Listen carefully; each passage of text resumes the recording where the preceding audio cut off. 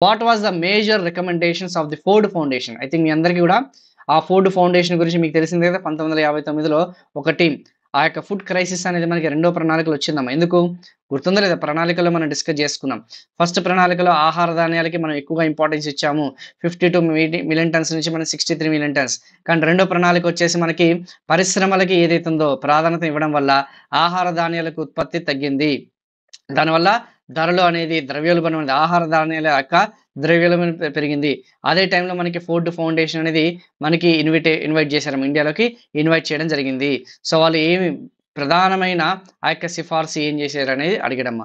To set up and APC agriculture price commission వ్యవసాయ ధరల commission అనేది 1965లో ఏర్పడిందమ్మా. ఇది ఏర్పాటు చేయమని చెప్పేసి అన్నారా. విత్తే ముందే కనీస మద్దతు ధరను ప్రకటించడమా.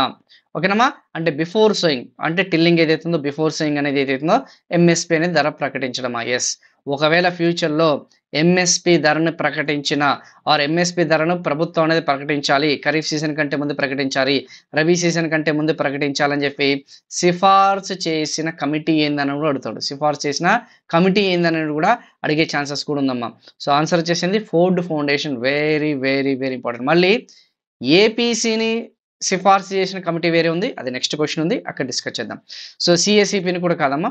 సో, సీఎస్ఈపీ కూడా కాదు. సో, ఆ యొక్క ఆహార ధాన్యాల విషయంలో మనం ఏదైతే వ్యాపారం అనేది ప్రారంభించండి అనేది కూడా కాదన్న సంగతి గుర్తుపెట్టుకోండి. ఎంఎస్పీ అనేది మొట్టమొదటిసారిగా సిఫార్సు చేసిన కమిటీ ఏందని అడిగితే మాత్రం ఏ బృందం అంటే మాత్రం ఫోర్డ్ ఫౌండేషన్ అమ్మా.